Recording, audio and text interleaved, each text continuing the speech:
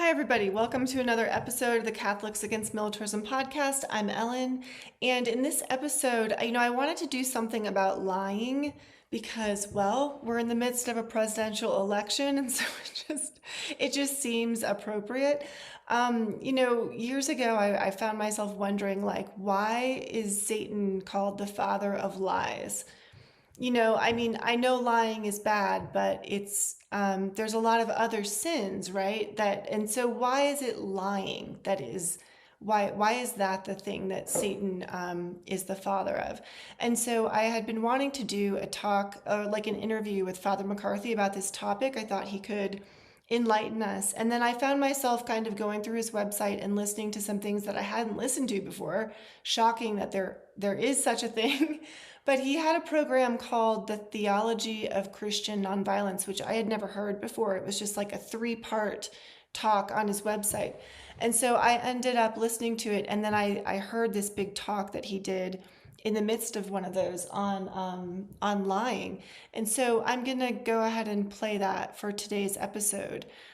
This is part 3 of the Theology of Christian Nonviolence. So I will put a link in the description so you can go listen to all 3 talks if you'd like. But yeah, I just think politics, man, it's just, wow, a lot of lies, right? And so what is wrong with that? Why is that so bad? Why is that so evil? I hope that this episode is helpful to you as it was to me. So thanks for listening, and I'll see you next time.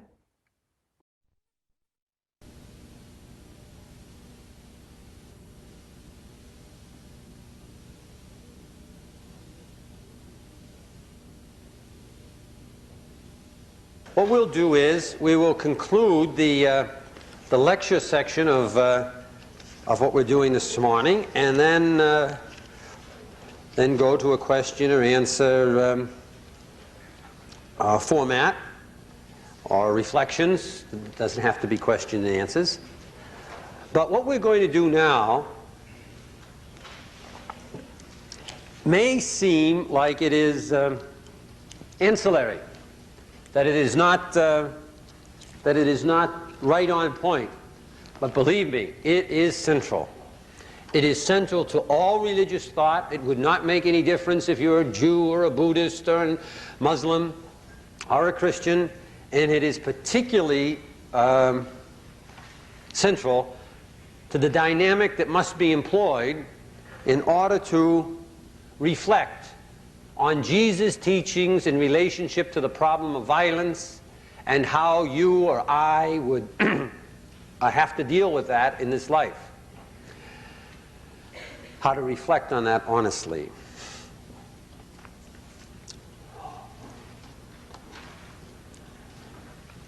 Jesus refers to himself as the way, the truth, and the life. Gandhi entitled his autobiography An Experiment in Truth. His attempt with life was to see what would happen if a human being, one human being, simply did not lie.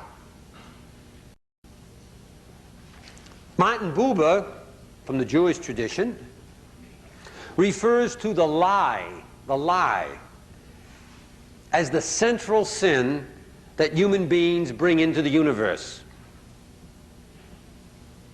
When I was at Notre Dame teaching, I used to teach some things by Cardinal Newman, and Cardinal Newman has a section where he says, let heaven and earth fall before I lie.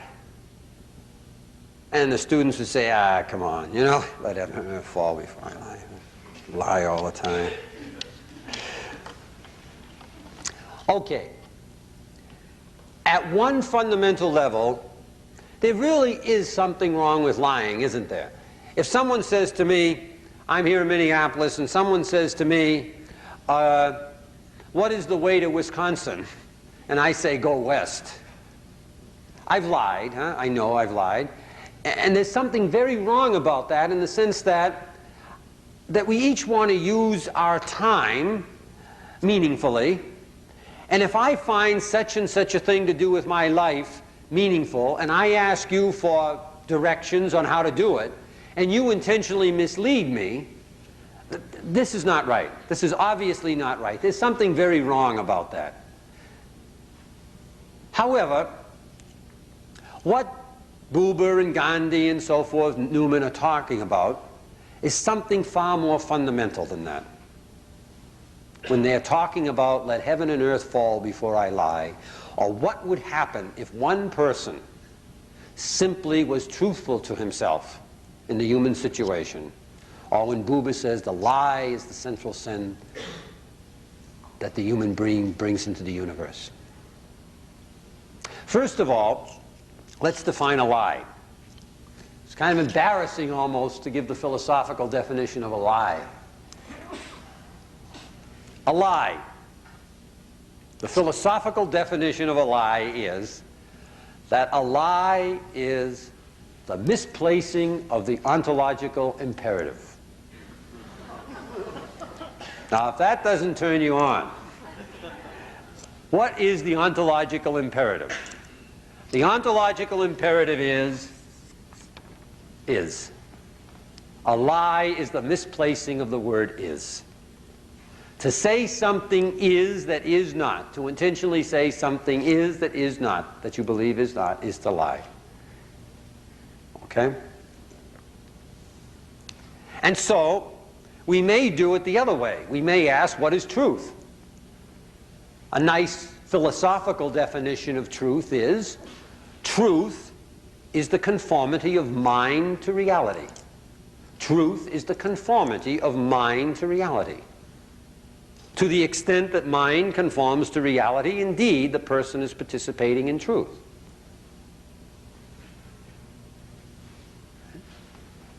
So, this may be, at this point here, conceptually the most difficult part of the workshop to deal with, but it really is worth hanging on to till we get through it. Because it does mean something in terms of not just Christian nonviolence, but your whole religious development.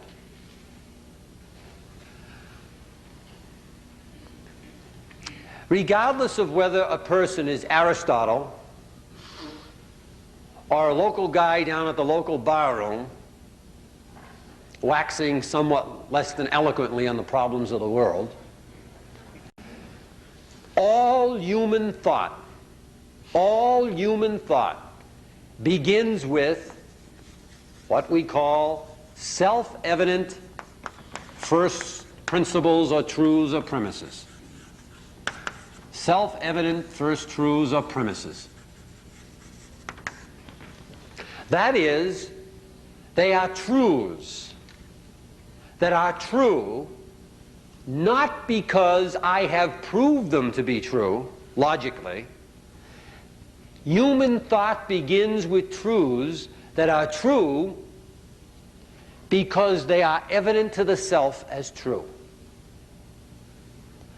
A million people can say they are not true, but if you experience them as true, they are true to you.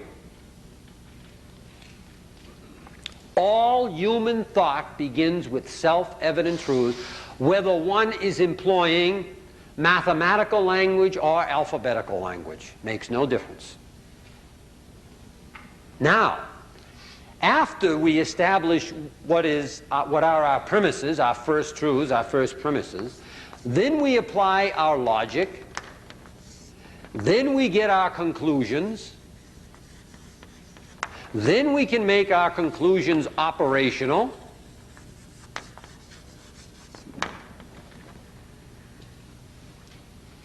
and we can even get statistics on how we're doing. All this, from this point on, all this can be checked by a second party, a party outside ourselves. There are rules of logic. We can check whether they're being applied or not, outside the person. Others can do it. When those rules of logic are applied to the first premises, we can check if, in fact, these are the conclusions that must follow. And we can check outside ourselves. Someone else can check whether the conclusions are being made operational. And indeed, whether the statistics or the small sampling techniques or whatever it is that we're using are in fact valid, all this from this point down can be checked outside the self. But at this point here, at the beginning point, one is left alone with oneself and alone with God. What, in fact, do I know is true self-evidently? And herein lies the problem. For what happens if at this point here, where no one can check me but me, what happens if I lie to myself? If I say that I know something is true, that I know in my heart is untrue. A lie, misplacing of the word is. Is the word that points to reality. A lie is a non-reality to me then. Huh? It's an illusion to me. I am saying something is true that I know is false. But I'm saying it at a level where no one can check me. I'm saying it at the level of first truths, first premises. Now watch what happens. From this point on, I can apply the logic. I can reach conclusions. I can make my conclusions operational. And I can even get statistics. And all this, from this point, from the logic on, can be checked by a second party, a party outside myself, and check out perfectly. I can make an absolutely impeccable use of logic, reach impeccable conclusions logically, have the operation follow precisely from the conclusions, and get all the proper statistics using the right sampling techniques and so forth. And outside, it checks out 100% correctly. The only problem is I have begun the process with an illusion, with what I know is a lie, a non-reality. This is what Aldous Huxley refers to as resulting in madness. Madness in reason's mask.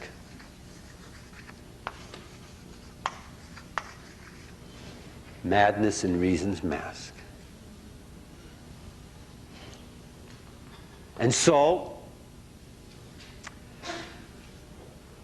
when we take a look at this process here, it becomes obvious, you know, what Dan Berrigan, for example, meant when he said that in the world of religion, statistics are the last bastion of the infirm mind. It makes no difference how many people are doing what. That's irrelevant. This is the place where the whole spiritual struggle takes place. And not that you can be illogical and so forth, but this is the heart of the matter. Because if we fool ourselves here, we're in real trouble. Note what happens if we fool ourselves here. Newman, let heaven and earth fall before I lie. For indeed, heaven and earth will fall. You will create a world that is utterly inconsistent with what you fundamentally know is reality. And it will be a hell on earth for you. And if enough people create it, it will be a communal hell on earth. This is what Gandhi is talking about being honest with oneself. And so Gandhi, how many public people can do this? How many religious people can do this? Gandhi, it was pointed out to him that he had made 3 statements over a period of about 12 years, and the 3 of them tended to contradict each other about what was true. And Gandhi responded, he said, the truth is the last statement. And, you know, people went bananas, you know, and he said, no. No, he said, all it means is I've learned something. And as I experience reality and something no longer comes out as true, I cannot continue to say it's true. This is not done haphazardly or arbitrarily, but this is the human situation. To be forever stuck at a point as calling something true, even when I no longer see it as true, just because I've called it true in the past, is absurd. Utterly absurd. We would still be saying the earth is flat. That's not the way human evolution, human development, the human being goes individually or collectively. There's no hope in that process. And so, also here. How many people say that all kinds of things are true that in their heart they know simply are not true?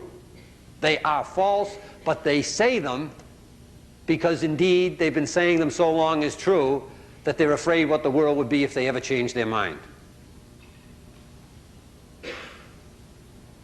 So, this is a kind of a schematic approach to the problem. Huh? What is the name of the problem? In philosophy, the name of this problem is the problem of bad faith. That doesn't mean that Buddhist faith is good and Christian faith is bad. It means that the individual has chosen at the level where only he knows or she knows, has chosen a faith stance that they do not believe is true, and therefore it's bad for them. Because it's against the grain of their consciousness, their existence. It's not consistent with how they must develop. The name for this in religious, in spiritual terms, is the problem of religious self-deception. Religious self-deception. The deceiving of oneself about the truth, the truths of the truth at the center of one's religious life.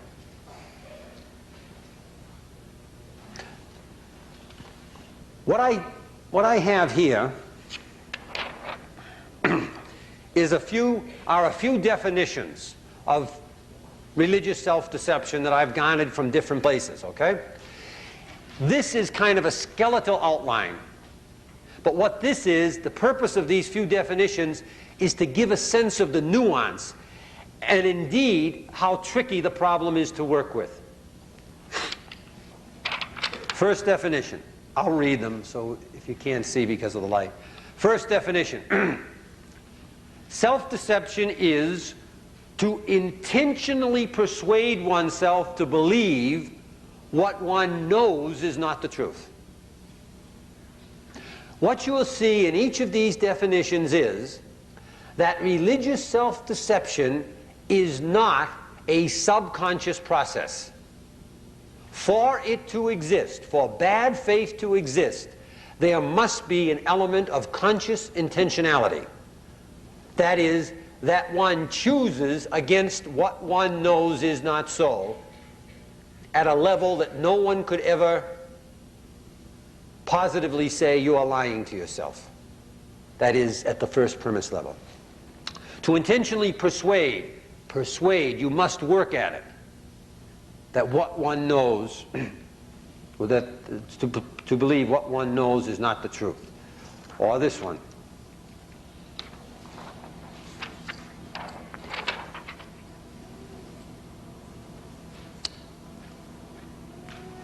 The self-deceiver persuades himself or herself to believe contrary to the evidence. Very important. We're not talking about a phenomena for which there is no evidence. We're talking about the evidence is out there to go in another direction. For example, Christ saying, put up the sword, he who lives by the sword dies by the sword, and going to the cross, forgiving, praying.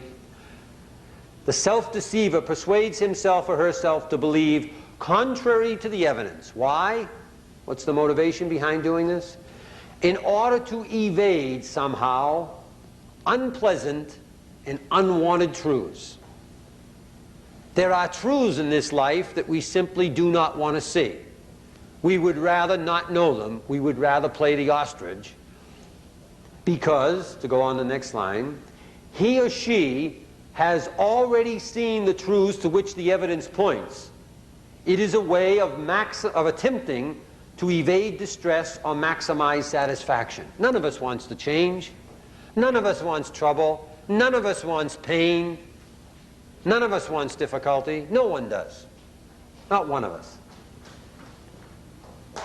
And so, the self-deceiver, when a truth is known, the attempt is to intentionally evade it because I want to keep the satisfaction patterns I have, religious or secular, or I want to evade pain. But the truths are there with evidence. With evidence. Sartre talks about self-deception as requiring for its existence to become a life's project. A life's project. It's not just something that happens once, but what you know is true will bear in on you and bear in on you, and therefore you must keep working at putting something else in your mind over and over and over again. How about this one?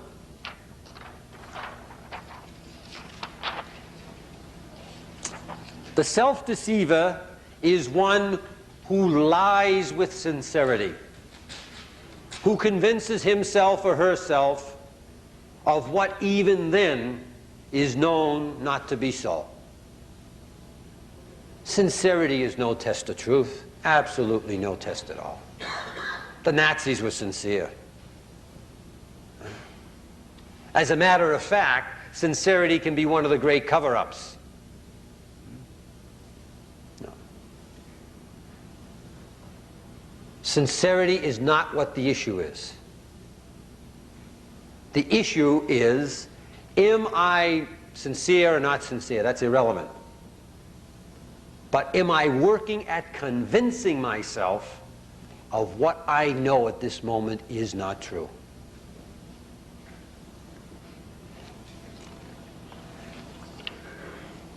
Or this.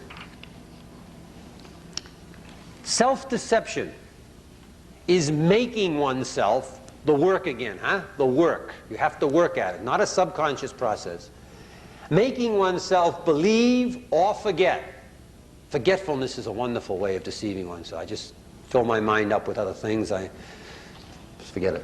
Self-deception is making oneself believe or forget not a little detail, but something of critical importance.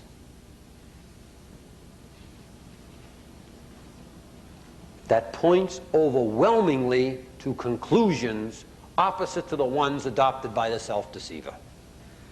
Forget the cross. Forget he who lives by the sword dies. Forget forgive 70 times 70. Forget love your enemy. Pray for those who persecute you. So you heard it said of old, eye for an eye, but I say, etc., etc., etc., etc.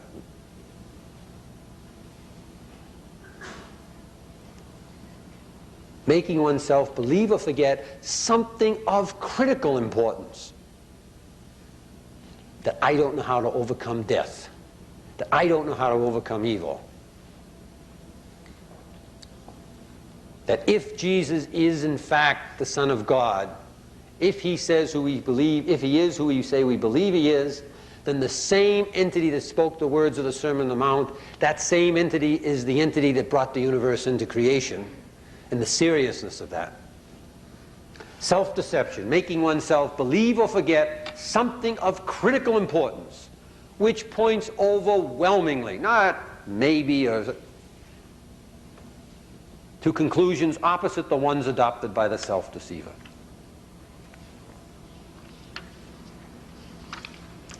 Self-deception, self-deceiver. He or she is one for whom there is nothing to be seen because he or she knows very well that there is something unbearably distressing to be seen. I remember, this is a true story, a woman, when the, what was his name, Gary Gilmore was executed, when the executions to the capital punishment. I remember I was talking to a woman that day, and she said, well, it's a good thing that the Christian woman, and she said, well, it's a good thing the hangman finally got it. He deserves it, and so forth. An eye for an eye, and tooth for a tooth. And I happened to say, I said, well, you know, Jesus has something to say on that. I talked for a little bit. Could you really picture Jesus standing behind one of those guns, pointing it at his heart, and pulling the trigger to blow him out of existence? And we talked on, and I said, look, Jesus, I said, eye for an eye, tooth for a tooth. And I went in and I got the Bible and I opened it up and I said, look, here's what Jesus said. You heard it said of old, an eye for an eye and tooth for a tooth, but I say to you. And then, you know, go the other mile, turn the other cheek, and so on and on. And the woman said to me, she said, Catholic lady, she says, don't give me that New Testament stuff.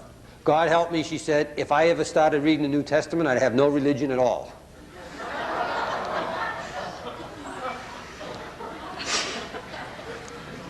Truth. But she's not the only one. She's not the only one. She just has a simplistic way of saying it. Well, how about this as a final one? The self-deceiver is one who resolutely refuses to look at his or her beliefs because he or she knows very well that they won't see what they want to see. Just refuse to look. Hey, look, I've been going to church for 40 years. I've heard sermons, you know, look, hey, if this nonviolence was part of what Christ taught, it certainly I would have heard it in some church, someplace, somewhere, you know. I haven't heard it. I've never heard it.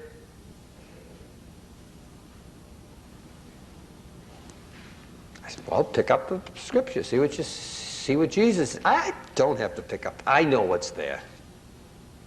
Oh, well, what do the words mean? What do the words mean? Love your enemy. Pray for those who persecute you. Do good to those who hate you.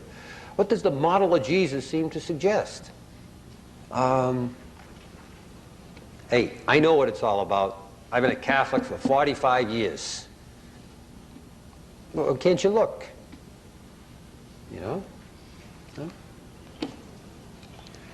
Self-deceiver is one who resolutely refuses to look at his or her beliefs because he or she knows very well that they won't see what they want to see. Now, there's just one more little dimension of this that I'd like to raise, and then we'll stop for the question and answer period, and that's this. What is the situation when this occurs? Someone lies to him or herself, right, at the point of self-evident truth, builds the whole world for him or herself. Another person tells the same lie to him or herself and builds a consistent world, and finally you have 3, 4, 5, 10 people involved in the same lie, which would not be hard to do. Why? Because the tendency is, remember the definition, what we want to do is, we're people that tend to want to work on pleasure-pain principles. And if we see pain on the horizon, or if we see pleasure being taken away, or if we see change coming, the tendency is that it's easier to start twisting and bending truth than we otherwise would. So let's say, for an example, that a little community of people, individually, they lie to themselves, and then they begin to build a theology and the structures to go with that. Now, here's the point that I want to make. What happens at the point that a child is born into that community? Something different is about to take place. And we've got to be very conscious of this. Because the child is not in the same position as the people who originally lied to themselves.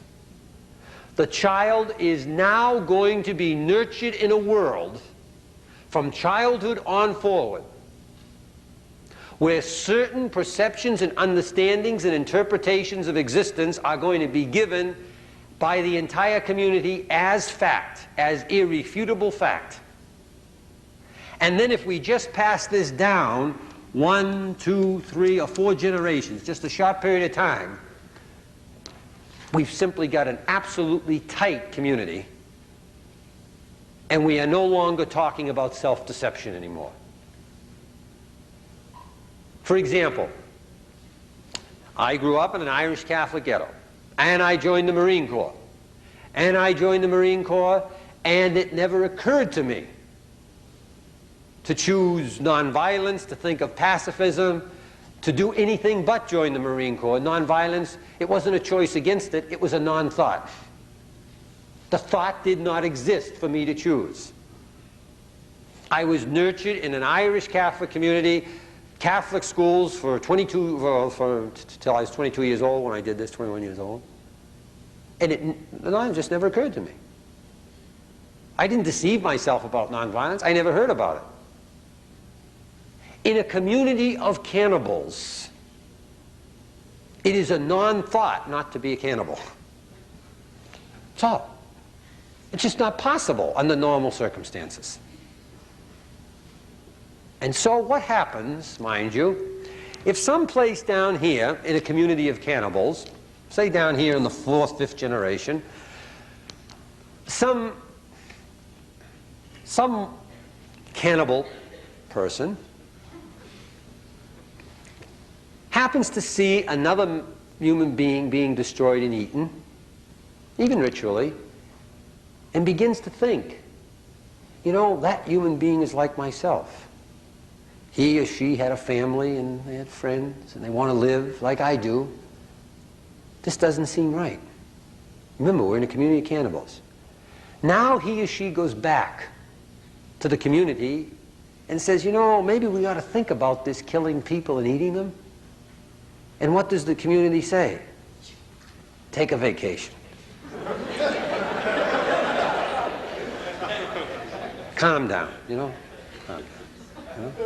So he takes his vacation. He says, but it really not, you know, there's something wrong about this. I know it's normal, you know. I know my religious tradition has said it's been okay, but at this level here, there's something not coming out right. It doesn't seem true anymore.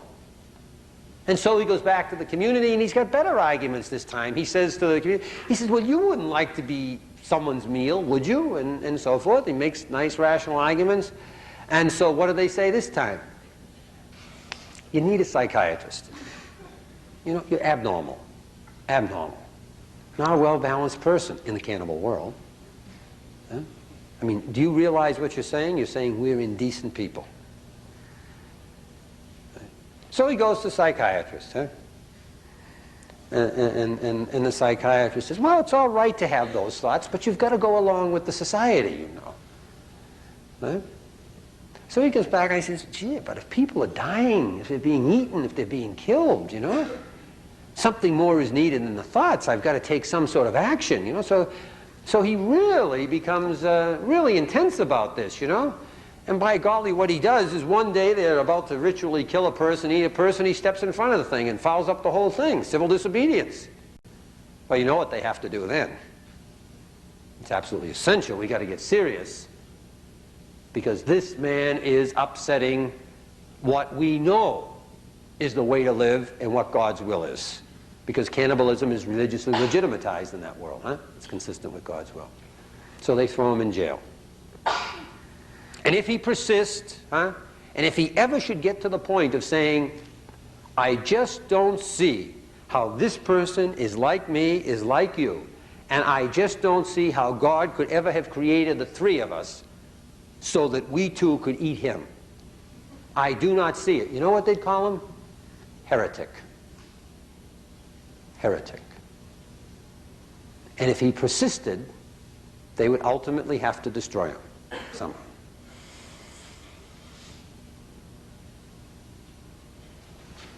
Now, as Thomas Merton points out,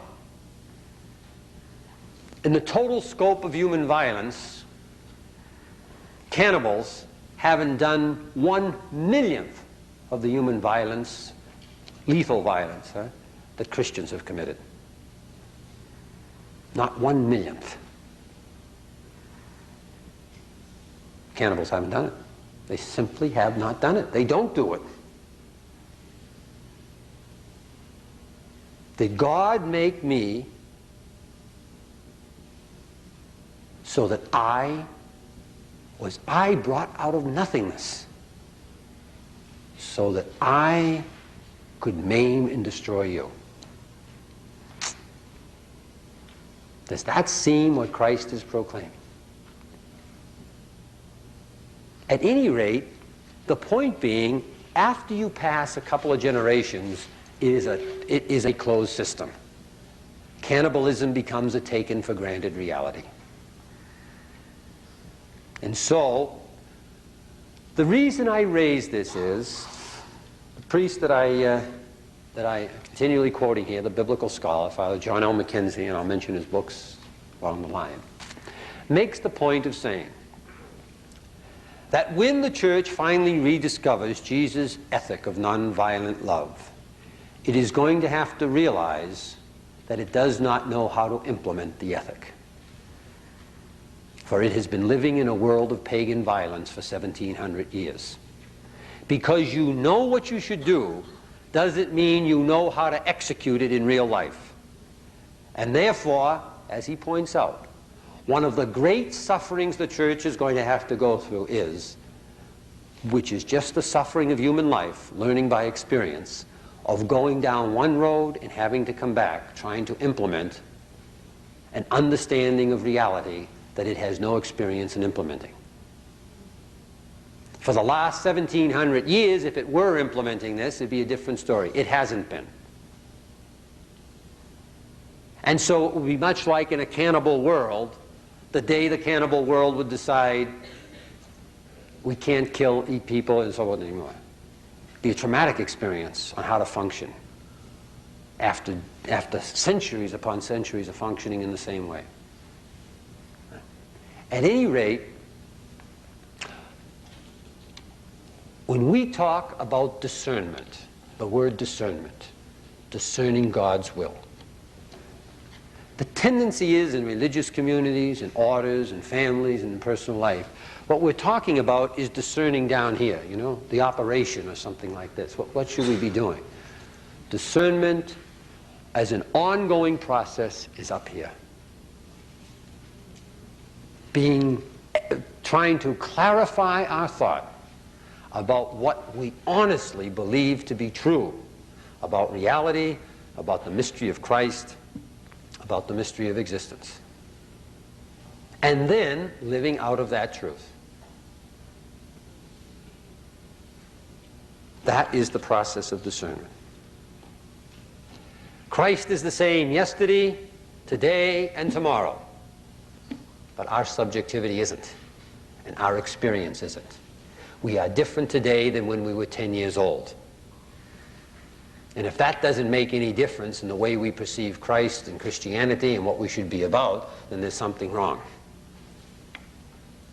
This is the place where we must continually discern, because to lie here literally means heaven and earth falls. So why don't I stop there, and maybe we can talk a little bit about anything you want to talk about.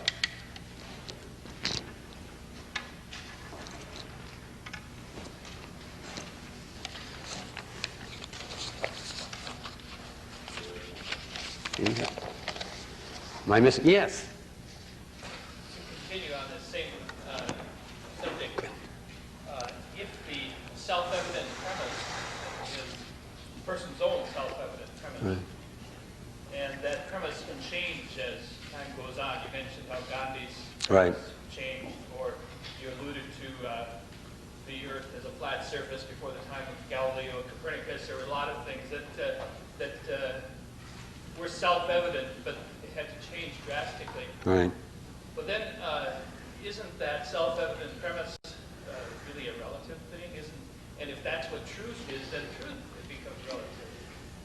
Because it depends on a person's own, what is self-evident to a particular person at a particular time and place. The subjectivity of the human personality is indeed precisely what the human situation is. And it's precisely why the gospel of Christ is central to the carrying out of the human endeavor. This does not mean that there's not an objective reality there. What it does mean is, in terms of our big circle, that objective reality is approached subjectively. And we'll talk about this we'll spend 45 minutes on it tomorrow morning when we talk about Christian love and the nature of Christian love. But that we are subjects, yes indeed. We are not objects, and not one person in this room has the grasp of objective reality. What he or she has is, from their psyche, one dimension of objective reality. Therefore, the question becomes, if all I have is just my perception of reality as it's come from literally before birth, that is my perception and it is unique, then the question becomes, where do I get the right to say to you, you must live my perception of reality, or else I will hurt you? Why is my perception of reality so good and yours so bad? Why is mine so total and yours so incomplete? Why is mine in conformity with God's will and yours not? Indeed, we can only approach objective reality subjectively, which is what is behind the whole sense of the concept, judge not. Because we do not know what the person has to work with in order to make a choice. What we can talk about is what we should be working with. What we can talk about is, we have in Christianity, fortunately, a foundation document, New Testament, which says things in a way that indeed are culture bound, but there is some objectivity, that we've got an objective something to approach. But it is truly important to be very, very conscious of the fact that I've got just this tiny subjective view of existence. It's out of that I must build human life. And where in the name of heavens, out of that little dot, do I get the right to say to you, live as I want you to live out of my sense of what's right and true, or I'll slit your throat? Mind you, add one thing to that, where does the collectivity get that right? Just because you have 10, 12, 15, or 100, or a million little dots here, what does a million little dots know of all reality? Just a little bit. Huh? And just because numbers say to do it this way, where do they get the right to say, do it this way or I'll slit your throat? How do they know? It's a most delicate matter, but it's very, very important to recognize that it's just that little bit of dot, that this here, anything that is self-evident, anything that is self-evident to me, indeed, if that is truth, that is what I must live. I've got no choice. Why? Because human beings are creatures of meaning. Meaning. There is an absolute, irrevocable, it cannot be separated. There is no way of separating these dynamics, truth and meaning. Why? Truth is reality. As far as I know reality, it's in my sense of truth. To live in a non-reality is ipso facto unmeaningful. So that if I have one perception of what is true, and you have another perception of what is true, but I happen to have the might, the power, the dominative power, to hurt you, and I say, you must live my conception of truth. You must live what I think is real, what I think is true, but you don't believe what I think is true. You see what I'm doing to you? I'm reducing your life to meaninglessness. And boy, you better have drugs or booze or something around, tiddlywinks, to get your mind off it. because a meaningless life is a hell on earth. And how much of that is going on?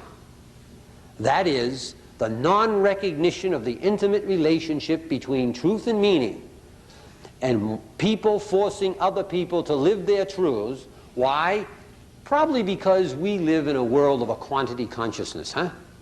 The more people that believe as we believe, the surer we feel, the more secure we feel. Well, that's a lot of baloney. Thomas Merton says, it is the diabolical quality in the human being that wants others to be like him. I don't want anyone to be, you can't be me. We'll talk about tomorrow, about when we talk about human uniqueness. You can't be me.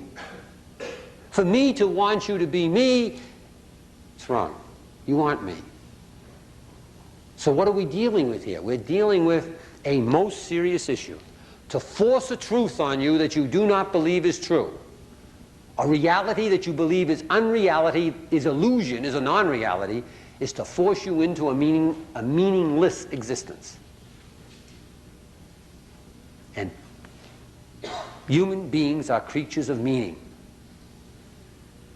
And so the judge not, the nonviolence, is all based on fundamentally living it yourself, offering a people an understanding of it, both by your words and your deeds, but not forcing it on anybody. Not forcing it on anybody. And as we'll talk about tomorrow morning when we talk about Christian love, the minute that there is anything that attacks the integrity of human freedom, attacks the integrity of the Christian life.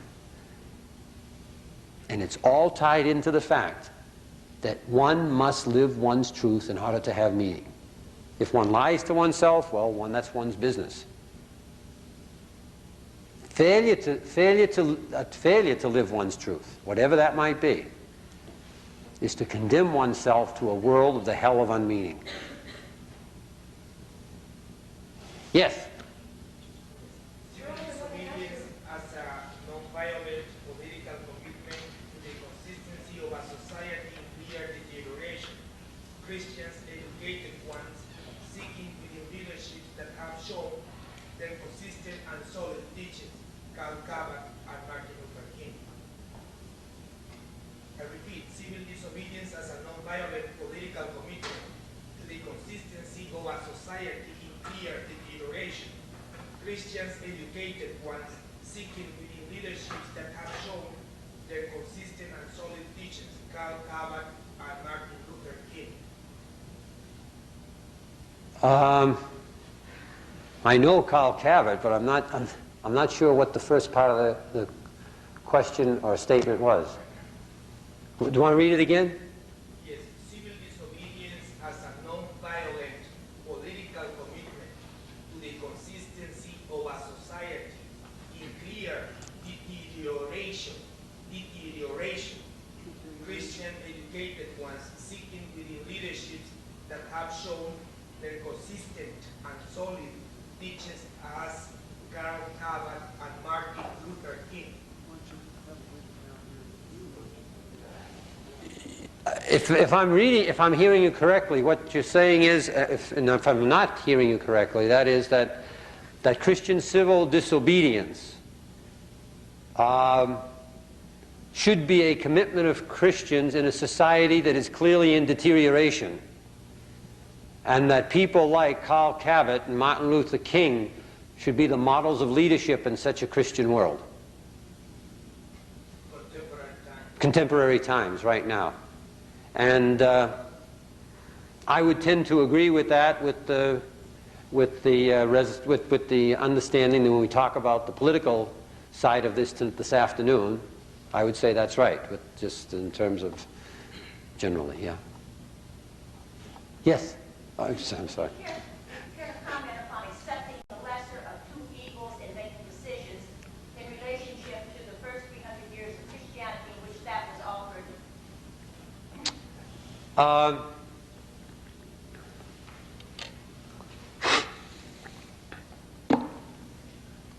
The lesser of two evils we talk about tomorrow morning too with Christian love, but at least let me give an introductory comment on it. It was the understanding, and is the understanding, of the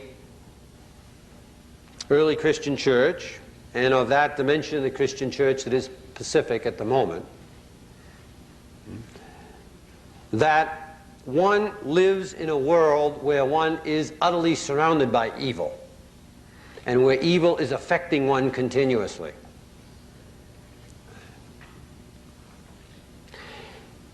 It is also the understanding of the Pacific world and of the early church that all evil is social evil. Sin. All sin is social sin. There is no private sin. That's foolishness.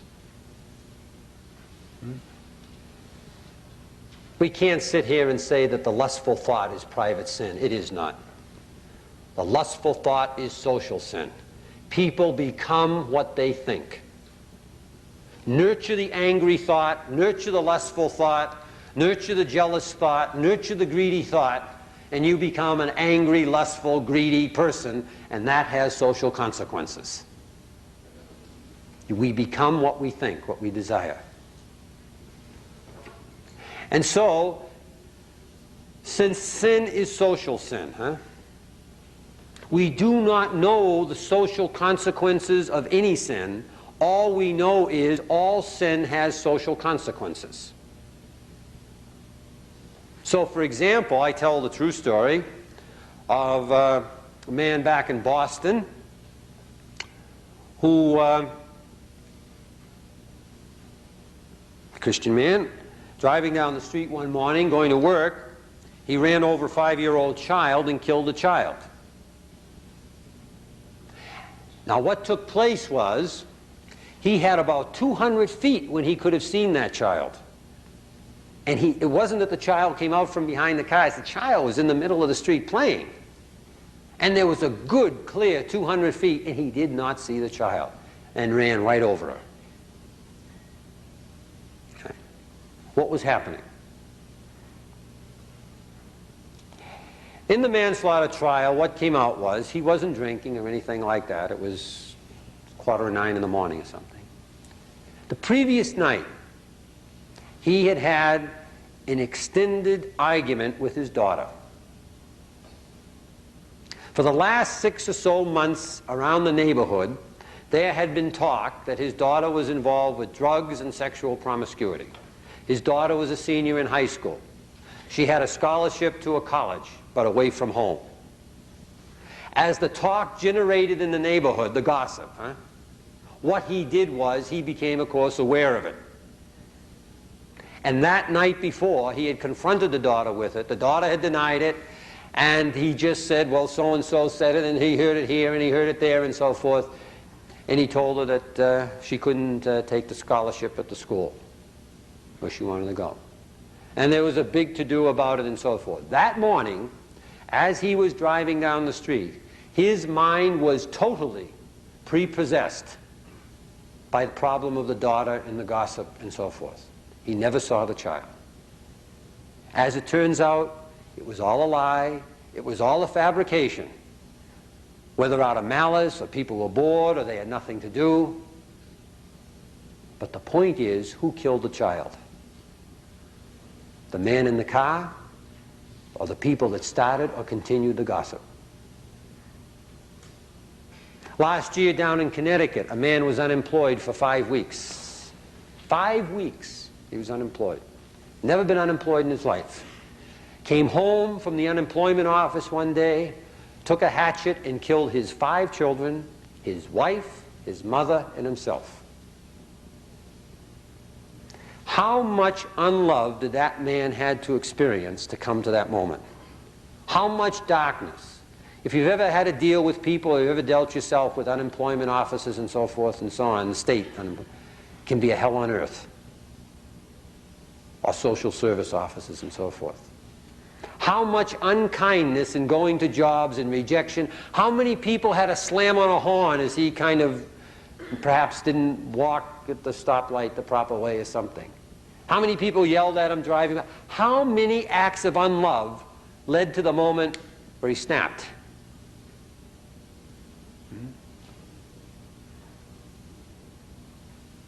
There is no private sin. The very point of original sin and what redemption is all about is, once we sin, we do not know where the ripples are going, but we know they're going, and we can't get them back. Therefore, out of that kind of consciousness, what is perceived is that in any given instant of time, the choice is never between the lesser of evils. The choice is always for good. First of all, because who can calculate evil?